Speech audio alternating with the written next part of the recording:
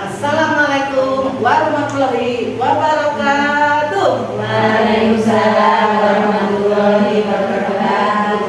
Perkenalkan, nama saya Indra Aryani. Saya perwakilan dari AU 2. Di sini saya akan membawakan cerita legenda rakyat dari Kalimantan Barat yang berjudul Batu Menangis, yang menceritakan tentang seorang gadis cantik yang durhaka kepada ibunya dan dikutuk menjadi batu. Selamat mendengarkan.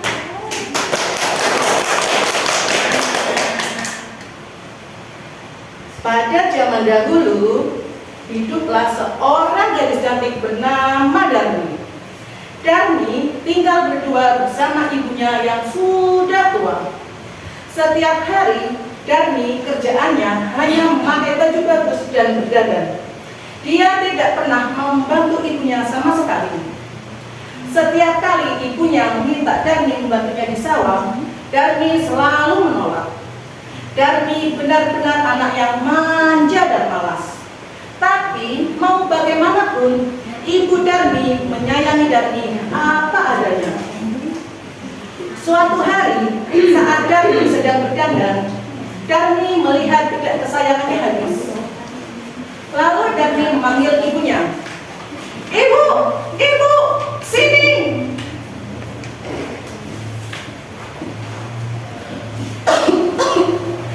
Ada apa, Darmi? Ibu, bedakku habis. Nanti ibu belikan yang baru ya di pasar.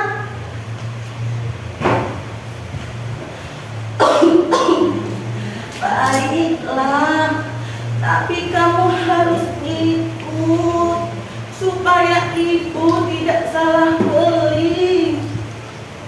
Heh, ke pasar? Akhirnya, dengan terpaksa, Darmi ikut ibunya ke pasar. Lalu dia berkata, Ibu, nanti jalannya di belakangku ya, jangan berdampingan. Tapi kenapa, Darmi? Ibu gak usah banyak tanya, Bu. Apa susahnya sih, Bu, cuma jalan di belakangku gitu? Baiklah, Darmi. Akhirnya, ibu Darmi menyetujuinya dengan hati yang sedih. Darmi berjalan mengenakan payung, sementara ibunya berjalan mengikuti Darmi.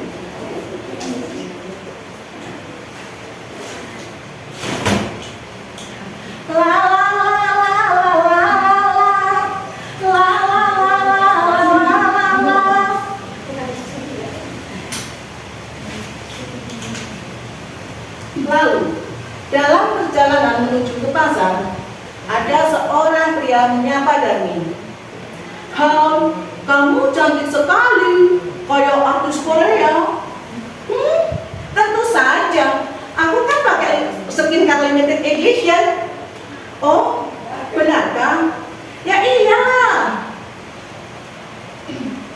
Omong-omong, siapa yang ada di belakangmu? Apakah dia ibumu? Idih, amit-amit ibuku. Dia cuma pembantuku. Oh, begitu. Tentu saja. Mana ada dia ibuku? Lihat saja, aku glowing. Dia kulitnya kusam begitu. Benar juga ya. Ya iya. Ibu Darmi yang mendengarnya merasa sedih. Dan beberapa saat kemudian, saat perjalanan menuju ke pasar, lagi-lagi seorang pria menyapa Darmi. Hai, kamu cantik sekali. Senyummu manis deh. Aku suka. Benar kan? Terima kasih. Omong-omong, siapa yang ada di belakangmu? Ibumu. Idih, amit-amit ibuku. Dia cuma pembantuku. Iya juga ya. Ya iyalah. Ibu Darmi yang mendengarnya hanya terdiam membisu. Saat tiba di pasar, lagi-lagi banyak sekali orang yang bertanya mengenai Ibu Darni. Apakah dia ibumu? Apakah dia ibumu? Dan sekali lagi Darni menjawab dengan jawaban yang sama. Dia bukan ibuku, dia cuma pembantuku. Ibu Darni yang mendengarnya merasa sedih.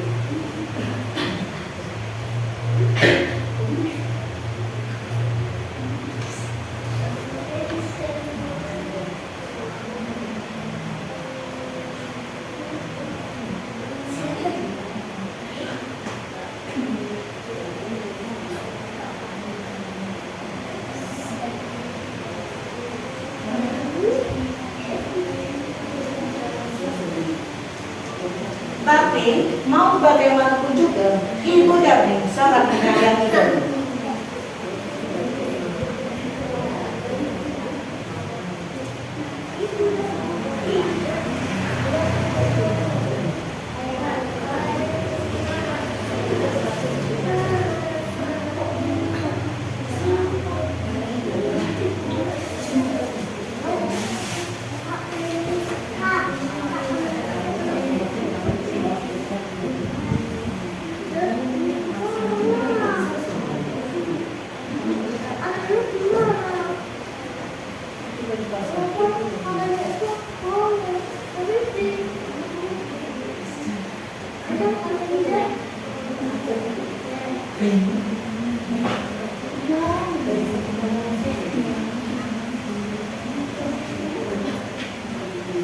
Banyak sekali orang-orang yang bertanya tentang ibunya Darni.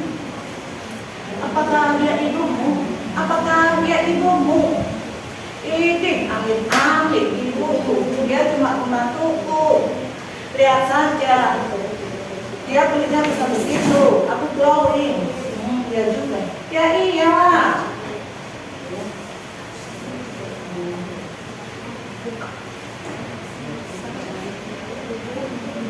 Sekali lagi, Ibu Darni yang mendengarnya merasa sedih.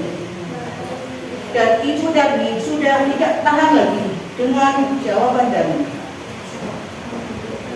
Akhirnya, Ibu Darni bertanya kepada Darni. Darni sayang, kenapa kamu selalu mengatakan kepada semua orang bahwa aku bukan ibumu?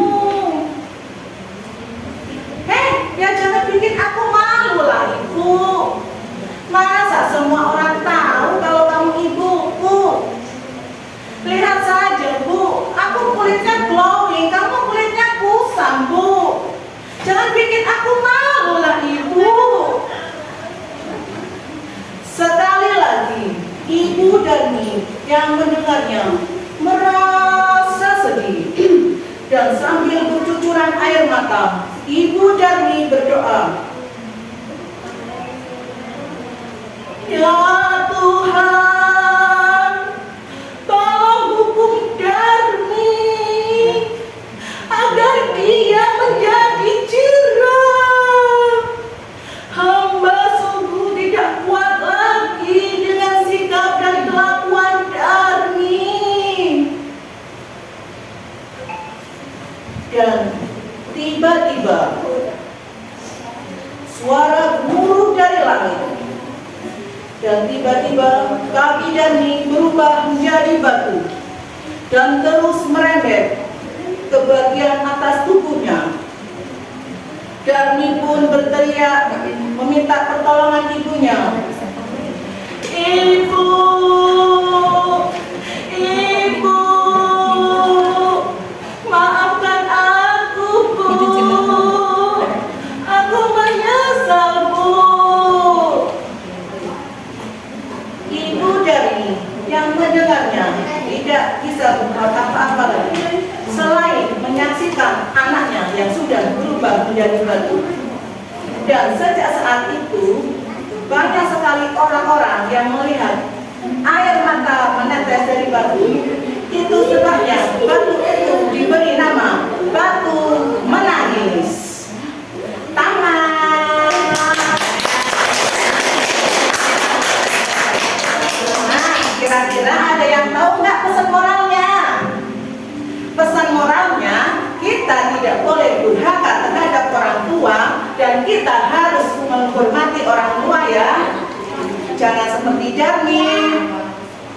Sekian cerita dari saya. Dadah. Assalamualaikum warahmatullahi wabarakatuh. Assalamualaikum warahmatullahi wabarakatuh. Waalaikumsalam warahmatullahi wabarakatuh. Nama saya Ria Puspitasari, saya perwakilan dari RC 1. Saya di sini mendongeng tentang kisah pahlawan salah satu tokoh nasional yaitu Bung Tomo. Bung Tomo yang dikenal dengan nama Sutomo lahir di Surabaya tanggal 3 Oktober 1920. Ada yang kenal dengan Bung Tomo di sini? Beliau kenapa bisa diangkat sebagai pahlawan nasional? Mungkin sebabnya ya, oke. Kita lanjutkan. Bung Tomo diangkat sebagai pahlawan nasional baru tahun 2008, padahal perjuangannya itu sudah dari tahun 1945. Anak-anak semuanya yang ada di sini, kakak di sini ingin menceritakan tentang Bung Tomo karena Bung Tomo di sini orasinya sangat luar biasa sekali karena beliau berhasil menghipnotis rakyat Surabaya yaitu dengan orasinya yang luar biasa dan berhasil mempertahankan kota Surabaya dari serangan Belanda dan Inggris. Ya, berikut sedikit orasi dari Bung Tomo. Untuk kisahnya nanti akan saya bacakan kembali.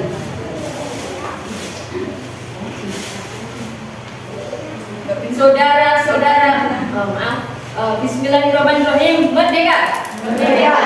Saudara-saudara semuanya, tokoh pemuda rakyat Surabaya. Di sini kita telah mengetahui bahwa Inggris telah memberikan pamflet ultimatum kepada kita semua bahwa kita diwajibkan untuk menyerah dan menyerahkan kembali senjata kepada mereka. Kita diminta untuk mengangkat tangan dan kita diminta untuk mengangkat bendera putih, tanda bahwa kita menyerah kepada mereka. Saudara-saudara semuanya, saudara-saudara tokoh pemuda rakyat Surabaya, selama banteng-banteng darah masih mengalirkan darah merah di secari kain putih menjadi warna merah dan putih, selama itu kita tidak akan pernah menyerah kepada siapapun. Lebih baik hancur lebur daripada harus menyerah. Semboyan kita tetap satu, merdeka atau mati. Terima kasih. Itu sedikit dari orasi Bung Tomo yang berhasil menghipnotis rakyat Surabaya sehingga bangsa itu walaupun tentara dari Belanda dan Inggris menyerbu kembali Surabaya, rakyat Surabaya tetap mempertahankan kemerdekaan. Ini diawali dengan dikibarkannya bendera merah putih biru di Hotel Yamato saat itu oleh Mr. Krugman. Jadi Indonesia sudah merdeka 17 Agustus 1945 ya, tepatnya 80 tahun yang lalu. Kemudian karena dikibarkannya bendera ini, gimana tanggapan anak-anak semuanya apabila ada bendera merah putih biru di sini?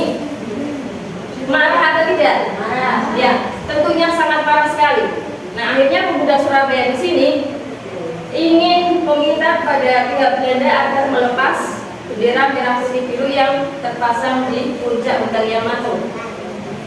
Tetapi dari pihak Belanda menolak permintaan itu dan terjadilah perundingan antara pemuda Surabaya dengan Belanda. Nah, dalam perundingan tersebut pihak Belanda dan pihak Indonesia tidak menyepakati kesepakatan perundingan yang menyebabkan pemuda Surabaya akhirnya nekat naik ke puncak Hotel Yamato dan akhirnya merobek bendera merah putih biru seperti ini, dan bendera merah putih berhasil dikibarkan di Hotel Yamato Surabaya. Tidak sampai di situ, akibat dari peristiwa ini bentrokan antara Surabaya dengan Indonesia masih sering terjadi dan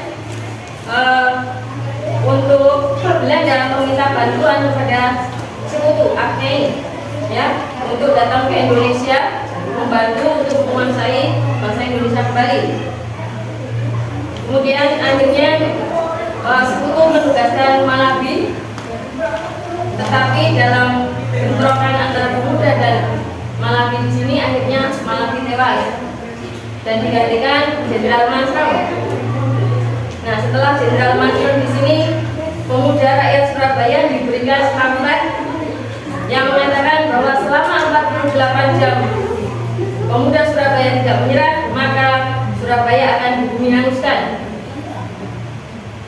Anak-anakku semuanya, bagaimana kalau kalian berada di Harjo Binangun di sini misalnya, kemudian diminta untuk mengosongkan Harjo Binangun? Tidak mau. Apakah ingin tetap di sini atau pergi? Tetap di sini walaupun mati ya. Ya, itu juga yang dijadikan rakyat Surabaya. Mereka memilih untuk tetap bertahan walaupun pada ultimatum itu akan dituntut dari darat, laut, dan udara.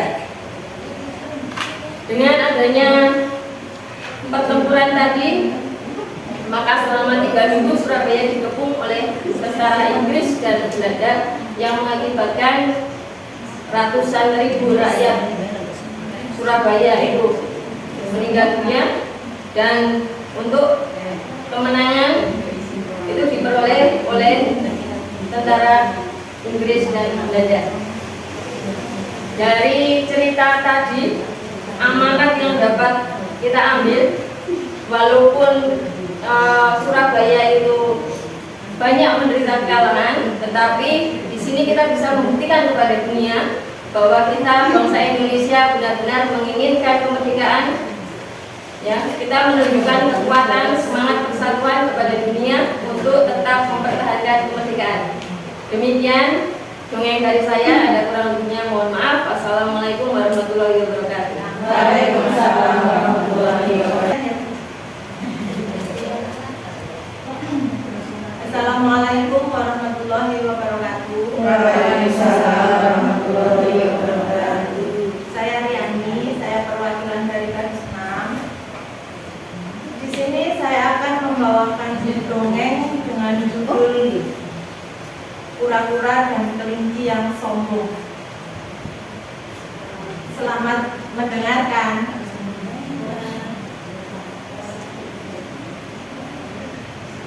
Pada suatu hutan, di situ banyak sekali binatang-binatang. Ada ular, kelinci, kura-kura, katak, dan lain sebagainya.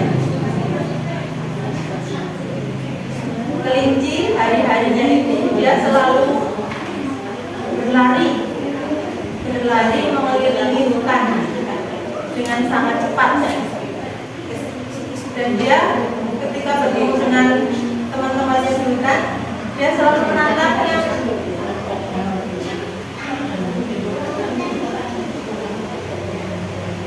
Hai kawan-kawan, siapa yang mau berlomba lari denganku? Aku sangat cepat loh larinya. Semua teman-temannya ternyata, saya pasti kalah kalau lari sama kelinci. Semua teman-temannya itu ternyata mengomel.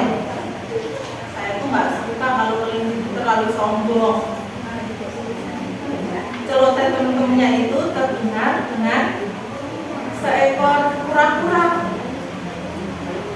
Akhirnya kura-kura ngomong,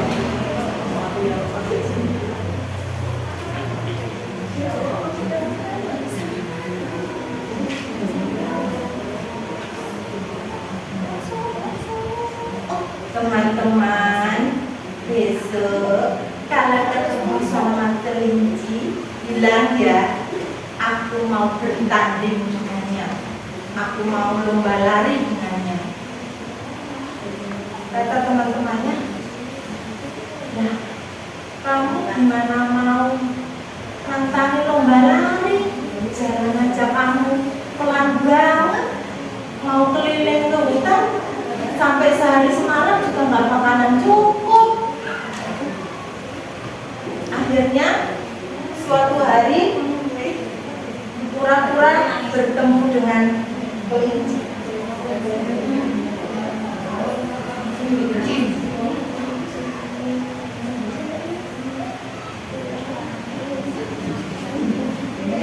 Hai Tuan kelinci, saya dengar kamu larinya kencang banget loh.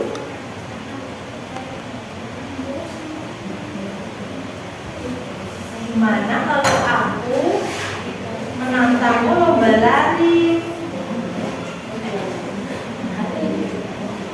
Kelinci tersebut tertawa terbahak.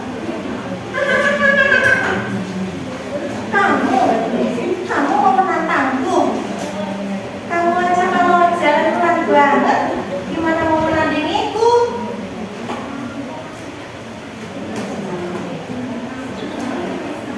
Kura-kura berkata,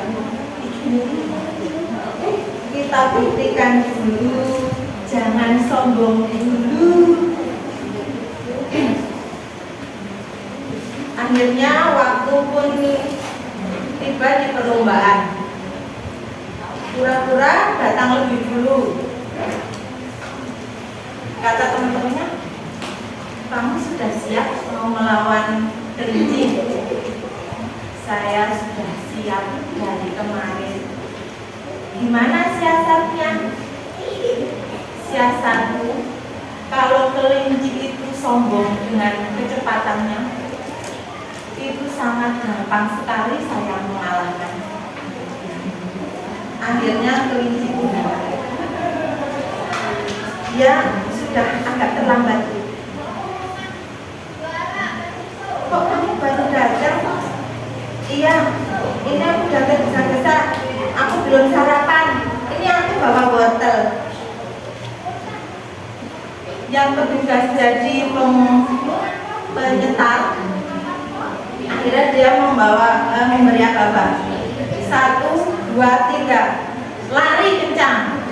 Kelinci lari dengan sangat kencang. Kura-kura dia jalan pelan-pelan. Kura-kura kok gak kelihatan batang hidungnya? Jangan-jangan dia gak jadi ikut lomba. Aku mending makan apa ya? Makan apa teman-teman? Makan wortel. Akhirnya dia menghabiskan wortel yang ada di tangannya. Sudah habis, akhirnya dia, kalau begini mending aku lari terus lagi lah. Akhirnya kelinci lari dengan kencangnya. Lari sampai di depan garis finish. Di depan garis finish, kelinci nengok lagi ke belakang. Mana kura-kura? Kok kura-kura nggak ada sih? Aku kok kayaknya kekenyangan sekali nih. Cuacanya mendukung nih. Anginnya sepoi-sepoi. Kayaknya aku istirahat sebentar lah. Kura-kura nggak bakalan bisa menandingiku. Aku tidur sebentar nggak apa-apa lah. Akhirnya kelinci tidur dengan pulas karena dia sangat kekenyangan. Kura-kura yang sangat semangat, penuh semangat sambil bercucuran keringat, dia tetap melanjutkan perjalanannya karena dia optimis, aku pasti bisa menang. Akhirnya dia jalan terus. Dia lihat kelinci yang lagi tidur.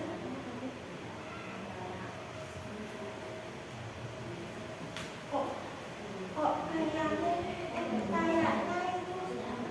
itu kelinci yang lagi ketiduran. Aku harus pelan-pelan biar enggak kebisikkan dia, nanti dia takutnya bangun. Akhirnya si kura-kura itu jalan melanjutkan sampai di depan garis finish. Karena teman-teman yang ada di hutan itu mendukung kura-kura, semuanya pada bersorak. Ayo kura-kura. Akhirnya si kelinci pun terbangun.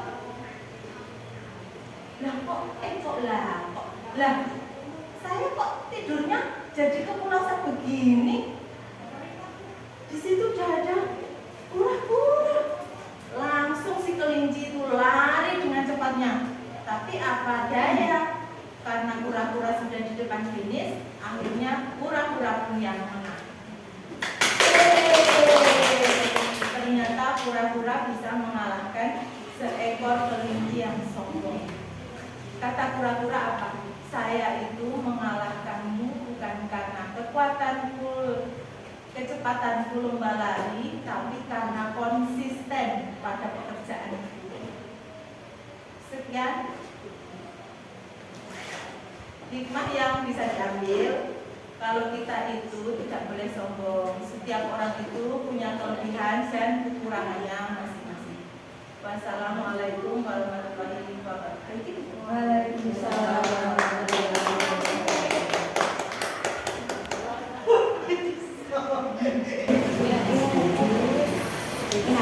Titik-titik bunyi hujan di atas genting, airnya turun tidak terkira. Cobalah tengok dahan dan ranting, pohon di kebun basah semua. Assalamualaikum warahmatullahi wabarakatuh. Yang saya hormati para dewan juri dan semua hadirin. Sebelumnya, perkenalkan, nama saya Ainun dari Indo 1. Hari ini saya akan bercerita tentang kisah sang kancil yang tidak suka hujan. Oh ya, tokoh pada cerita ini ada dua. Yang pertama si kancil dan yang kedua bibi beruang. Sudah siap untuk mendengarkan ceritanya? Ya. Perhatikan baik-baik ya. Ya. Pada suatu hari, tibalah musim hujan. Hujan turun setiap hari. Udara menjadi sangat dingin. Banyak sekali hewan-hewan dan binatang di hutan yang hanya menghabiskan hari-harinya di dalam rumah saja. Oh iya, ada satu binatang yang sama sekali tidak suka hujan. Binatang itu adalah kancil.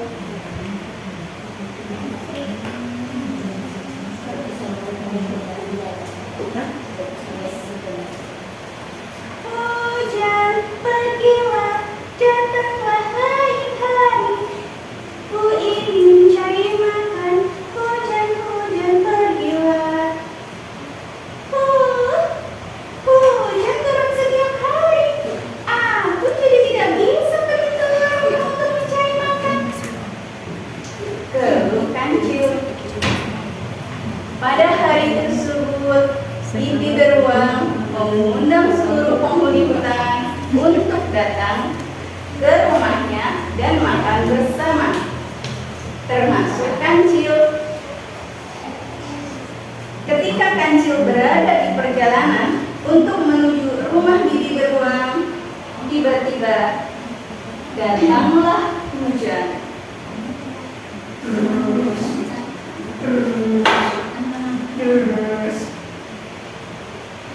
Tubuh kancil pun menjadi basah semua.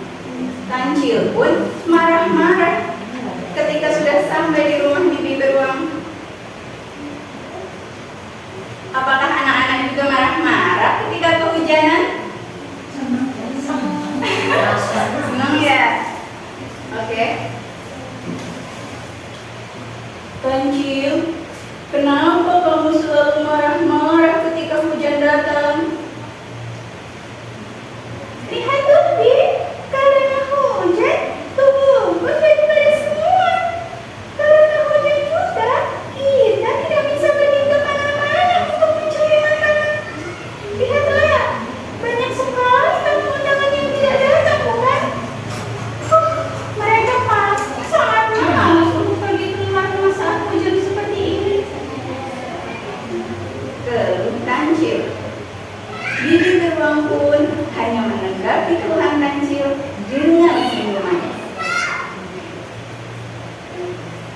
kancil, kamu tidak boleh jadi binatang yang sombong. Sang kancil kebingungan mendengar ucapan bibi beruang. Sombong? Bibi bilang aku sombong. Tanya kancil.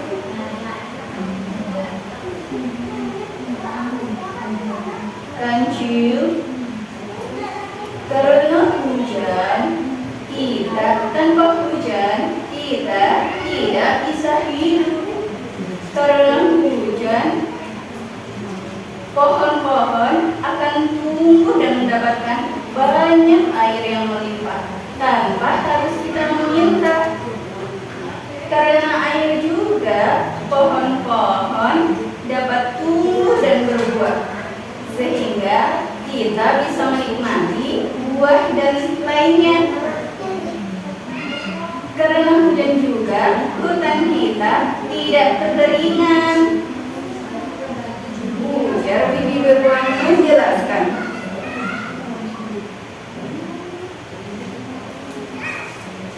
Sejak saat itu, kancil tidak pernah lagi mengeluh ketika hujan datang. Justru ia selalu berdoa dan bersyukur karena sudah diberikan hujan. Allahumma shayyiban nafi'an. Ya Allah, turunkanlah pada kami hujan yang bermanfaat. Semoga hujan tersebut dapat memberikan manfaat untuk manusia, seluruh penghuni hutan, dan tumbuh-tumbuhan lainnya yang membutuhkan air. Dari cerita tadi, kita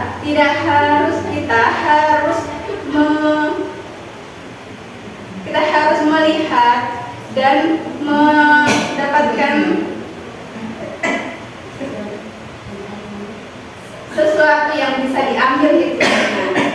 Jadi apa yang harus kita bukan hanya kita harus melihat manfaat dari apa yang kita lihat tidak baik, bahkan itu bisa menjadi hikmah yang sangat luar biasa. Sekian cerita dari saya. Terima kasih atas perhatian dan mohon maaf atas segala kesalahan. Assalamualaikum warahmatullahi wabarakatuh.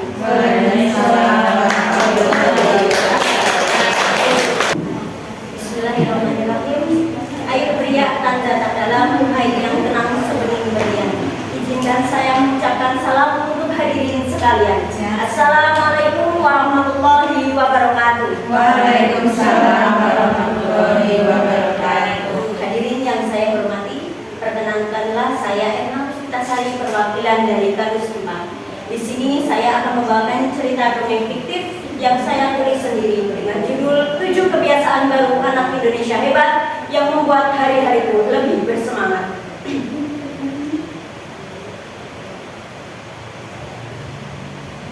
Pada suatu hari di sebuah desa bernama Desa Harjo Binangun, tepatnya di Dusun Bendo 2, terdapat seorang anak bernama Mikaela Jasmine atau kerap disapa Mika. Ia dikenal sebagai pribadi yang ceria dan penuh semangat dalam menjalani hari-harinya. Ia bersekolah di SD Negeri Harjo Binangun. Namun akhir-akhir ini ia tampak kurang bersemangat dalam menjalani hari-harinya. Ia bahkan sekarang dikenal sebagai seorang yang pemalas karena ia tidak pernah bangun pagi, tidak pernah beribadah, malas berolahraga, malas makan makanan bergizi, malas belajar, dan juga malas bermasyarakat serta selalu tidur larut malam. Hingga pada suatu hari, kering, bel masuk sekolah pun berbunyi. Sontak semua murid berhamburan masuk ke dalam kelas, tak terkecuali Mika. Dengan langkah yang tegak, ia pun segera masuk ke dalam kelas. Tak lama setelah itu, ibu guru pun masuk ke dalam kelas dan menyapa semua muridnya. Assalamualaikum anak-anak, selamat pagi anak-anak, ucap ibu dengan penuh sumringah.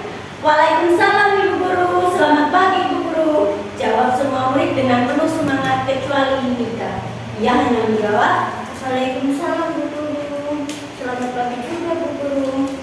Bu Guru yang sedang tadi memperhatikan Mika pun mendekat ke meja Mika dan bertanya kepada Mika, "Nah, kok tumben biasanya kamu loh paling bersemangat menjawab salam dan sapa dari ibu, dari teman-temanmu, tapi hari ini kok kamu tidak terlihat seperti biasanya?" Lalu Mika pun menjawab, "Iya Bu Guru, maafkan aku, memang akhir-akhir ini aku merasa diriku menjadi sangat pemalas dan lemah." "Oh, oke lah kalau begitu." Akhirnya ibu guru pun kembali ke depan kelas untuk mengambil secari kertas. Ibu guru pun membagikan kertas itu kepada semua muridnya. "Anak-anak perhatikan, dalam kertas ini berisi tentang 7 kebiasaan baru anak Indonesia hebat. Ibu harap kalian semua dapat mempraktekkan 7 kebiasaan baru ini dalam hari-hari kalian. Ibu yakin kalian semua bisa. Terutama untuk kamu Mika. Apa kalian semua bersedia?" "Ya, kita siap Bu Guru." "Oke, kalau begitu sampai berjumpa lagi minggu depan dalam versi terbaik kalian masing-masing," ucap Bu Guru. Sepulang sekolah, Mika pun membuka lembar kerja siswa yang diberikan oleh ibu gurunya. Ia pun membaca dan mencermati satu persatu isi dari lembar kerja siswa yang diberikan oleh ibu guru. Lalu ia pun berkata, "Aku harus menerapkan 7 kebiasaan baru anak Indonesia hebat ini dalam hari-hariku. Aku yakin aku bisa. Siapa tahu dengan menerapkan 7 kebiasaan baru ini, hari-hariku menjadi lebih baik, serta aku menjadi anak yang semangat kembali. Bismillah, semangat, aku pasti bisa," ucapnya dengan penuh tekad. Keesokan harinya, jam weker pun berbunyi. Jam menunjukkan pukul 5 pagi. Mika menatap malas jam weker yang ada di sebelahnya. Ia tak ingin bangun, tapi ia ingat bahwa ia bertekad untuk mengubah kebiasaan buruknya. Setelah itu, ia pun bangun dari tempat tidurnya. Aku harus bangun pagi ini," ucapnya. Setelah itu, ia pun pergi ke kamar mandi untuk mengambil air wudhu. Setelah mengambil air wudhu, ia pun segera menunaikan ibadah sholat subuh. Setelah sholat subuh, Mika pun berdoa sambil mengangkat kedua tangannya. "Ya Allah, terima kasih untuk niatmu pagi ini. Ya Allah, selalu bimbinglah aku agar aku dapat menjadi pribadi yang lebih baik. Amin," ucapnya penuh kepunyaan. Setelah sholat subuh, Mika pun memutuskan untuk mengganti pakaiannya dengan pakaian olahraga. Ia pun berlari-lari kecil di samping rumahnya. Di sela-sela berolahraga, ia pun berkata, "Wah, ternyata udara pagi ini sangat menyegarkan dan tentunya sangat sehat untuk tubuhku," ucapnya. Setelah itu, ia pun melanjutkan kembali olahraga kecilnya. Setelah berolahraga, Mika pun memutuskan untuk pulang ke rumah. Di rumah, ibu telah menyiapkan berbagai makanan bergizi untuk Mika. Melihat Mika datang, ibu pun menyambutnya dengan wajah yang sumringah. "Hai nak, kemarilah. Ibu telah memasakkanmu berbagai makanan bergizi. Ada sayur bening, ada tempe goreng, ada tahu goreng, ada juga kesukaan telur goreng. Makanan-makanan ini akan memberikan energi biar kamu lebih siap menghadapi hari ini." Lalu Mika pun menjawab, "Iya Bu, terima kasih." Lalu ia pun makan dengan sangat lahap. Di sela-sela makan, ibu pun berkata kembali, "Nah, mulai besok kan di sekolah kamu dapat makanan bergizi gratis dari pemerintah. Jadi nggak ada alasan lagi buat kamu jajan sembarangan," ucap ibu sambil mengelus rambut Mika. Lalu Mika yang sedang makan pun hanya mengacungkan kedua jempolnya. Setelah makan, Mika pun memutuskan untuk belajar. Ia membuka kembali pelajaran-pelajaran materi yang diberikan oleh ibunya selama di sekolah. Sesekali ia pun membaca cerita-cerita pendek, dan saat bosan ia pun memutuskan mengambil HP ibunya. Tapi kali ini Mika tidak menonton YouTube teman-teman, tidak menonton anomali. Kali ini dia membuka video pembelajaran yang diberikan ibu gurunya di sekolah. Sore harinya, Mika memutuskan untuk bermain ke rumah Kaira dan Zahra. Namun di tengah jalan, Mika melihat Kaira dan Zahra berada di musola tempat mereka mengaji. Mika pun berinisiatif untuk menghampiri Kaira dan Zahra. Kaira, Zara, kalian ngapain di sini? Padahal kan aku baru mau ke rumah kalian. Lalu Kaira dan Zara pun menjawab, iya nih Mika, kita sedang kerja bakti di sini. Lihatlah musola tempat kita mengaji, rumput-rumput liarnya ini sudah tumbuh dengan sangat tinggi. Lalu Mika pun berkata, oh seperti itu, kalau begitu, baiklah, biar aku yang mencabuti semua rumput liar ini. Kaira, kamu ambillah sapu ke sana. Perintah Mika kepada Kaira. Dan Kaira pun pergi untuk mengambil sapu. Namun, baru 2 langkah ia kembali dan ingin bertanya kepada Mika. Mika, kok tumben sih kamu semangat banget diajak kerja bakti? Biasanya kan kamu nggak mau kalau diajak kerja bakti. Tanya Kaira dengan wajah yang penasaran. Lalu Mika pun menjawab, loh, kenapa aku nggak boleh semangat? Membersihkan musola itu bisa jadi ladang pahala buat kita. Kebersihan itu sebagian dari iman. Apalagi pekerjaan seperti ini jika dilakukan bersama-sama pasti akan terasa ringan dan menyenangkan. Lalu Kaira pun hanya mengangguk-angguk bersama Yahra dan pergi mengambil sapu. Setelah kurang lebih 15 menit mereka membersihkan musola, akhirnya musola tempat mereka mengaji pun terlihat sangat bersih. Berhubung waktu sudah sore, akhirnya Mika dan teman-temannya memutuskan untuk pulang ke rumah masing-masing. Malam pun tiba. Mika membuka kembali buku pelajarannya dan menyiapkan apa yang akan ia bawa besok ke sekolah. Setelah itu, ia pun berbaring di tempat tidurnya dan melihat jam sudah jam 7 malam. Ia pun berkata, aku harus tidur lebih awal. Tidur lebih awal akan membuatku berenergi untuk menyambut hari esok, ucapnya. Setelah itu, ia pun berbaring. Setelah berbaring, ia pun mengacungkan tangannya. Wah, ternyata dengan menerapkan 7 kebiasaan baru anak Indonesia hebat ini, hari-hariku lebih bersemangat. Aku kembali menjadi pribadi yang ceria. Alhamdulillah, ucapnya. Setelah itu, ia pun berdoa dan terbuai dalam mimpi indahnya. Sejak saat itu, Mika terus menerapkan apa itu kebiasaan baru anak Indonesia hebat dalam hari-harinya. Pesan moral yang dapat diambil dari cerita ini adalah betapa pentingnya kita untuk menerapkan 7 kebiasaan baru anak Indonesia hebat terhadap anak-anak kita untuk menciptakan generasi yang unggul tidak hanya secara intelektual tapi juga secara moral. Ciptakan generasi yang kuat dan bertanggung jawab. Sekian yang dapat saya sampaikan. Apabila banyak kata-kata yang kurang berkenan karena cerita ini saya tulis sendiri, saya mohon maaf yang sebesar-besarnya. Akhirul kalam, wassalamualaikum warahmatullahi wabarakatuh. Assalamualaikum warahmatullahi wabarakatuh. Waalaikumsalam warahmatullahi wabarakatuh. Selamat sore semuanya. Perkenalkan, nama saya Sakti Marlia, perwakilan dari Dusun Harapanrejo dengan undian nomor 27. Pada kesempatan kali ini, saya tidak sendiri. Saya ditemani Boba. Halo Boba. Halo semuanya, apa kabar? Boba, tahu tidak hari ini kita mau ngapain? Mau ngapain ya? Hari ini kita akan mendengarkan sebuah kisah. Kisah tentang apa?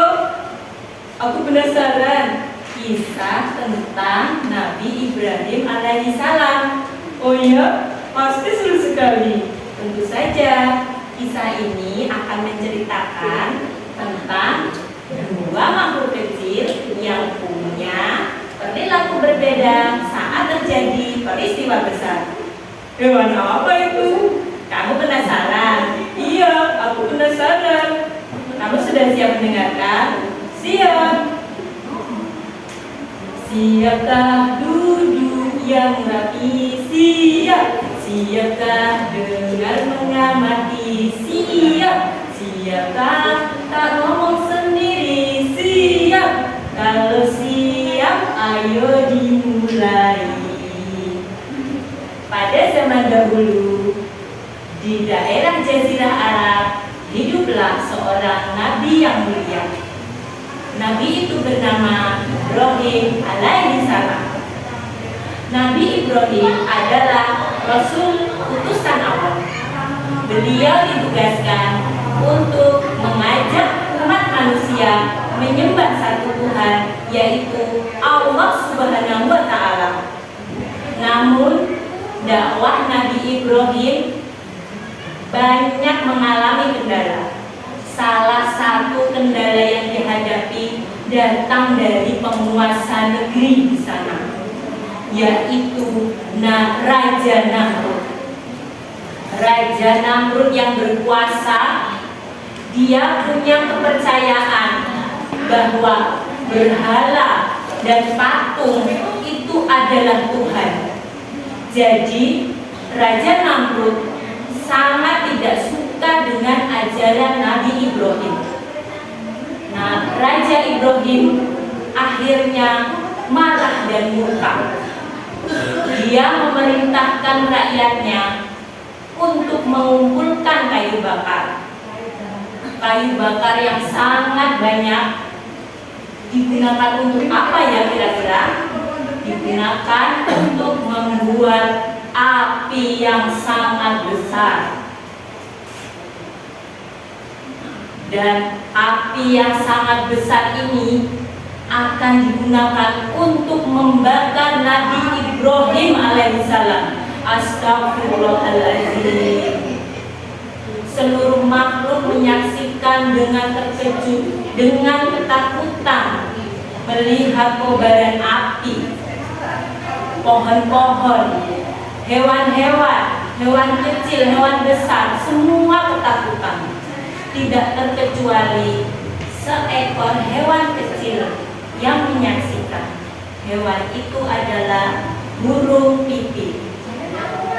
Burung pipit menyaksikan Nabi Ibrahim ditangkap, diikat, dan akan dilemparkan ke dalam api yang membara. Burung pipit berkata, "Innalillahi, kasihan sekali Nabi Ibrahim.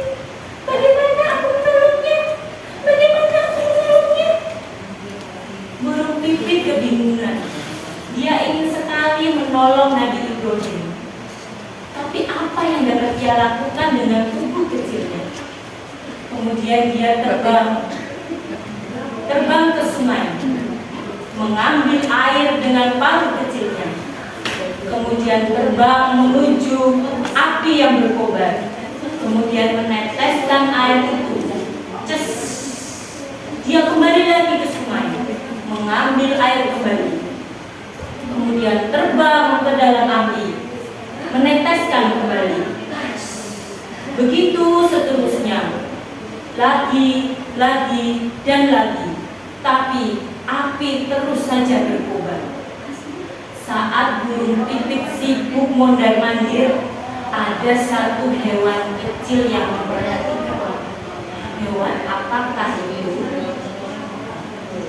Dia adalah seekor cicak. Seekor cicak dari tadi memperhatikan burung pipit. Lalu cicak berkata, "Burung pipit, kamu ngapain dari tadi mondar-mandir? Tubuhmu kan kecil, paruhmu kecil, bawa air sedikit, mana bisa memadamkan api sebesar itu?" kata cicak. Kemudian burung pipit menjawab, "Walaupun tubuhku kecil, walaupun badanku kecil, tapi aku harus membela Nabi Ibrahim. Kelak saat Allah bertanya, ada di pihak mana saat Nabi Ibrahim tersakiti, aku akan menjawab, aku membela di pihak Nabi Ibrahim." Lalu cicak tertawa sambil mengejek. "Hehehe, dasar itu kan perbuatan sia-sia. Sudah jelas apinya tidak akan padam. Sini, aku bantu biar tambah besar apinya. Cek, cek, cek, cek. Cicak meniup-niupkan ke arah api yang berkobar.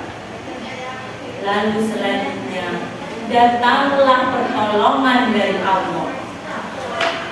Dengan izin Allah, api yang membara dilemparkan ke dalam api, api tiba-tiba menjadi dingin dan aman. Nabi Ibrahim akhirnya selamat. Masya Allah. Kamu kenapa, Boba? Aku berharu. Akhirnya Nabi Ibrahim selamat. Iya, Allah telah menurunkan mukjizat kepada Nabi Ibrahim, tidak terkena api sedikit pun. Iya, aku juga sangat benci sama si cicak itu. Iya, cicak selalu mengejek burung pipit. Iya, dia mengejek burung pipit, bukannya malah membantu. Iya. Nah, tapi burung pipit pantang menyerah. Walaupun dia kecil, dia pantang menyerah, tetap berusaha membela kebenaran. Oh, aku mau seperti burung pipit. Dan tentu saja Allah itu melihat setiap niat dan usaha umatnya, bukan dari seberapa besar hasilnya. Oh, begitu ya? Iya. Kalau zaman sekarang, dia seperti burung pipit disayangi Allah, bagaimana? Kalau pada zaman sekarang, kamu bisa melakukan hal-hal kecil, diantaranya membuang sampah pada tempatnya, merawat tanaman, dan juga belajar dengan rajin. Itu adalah hal-hal kecil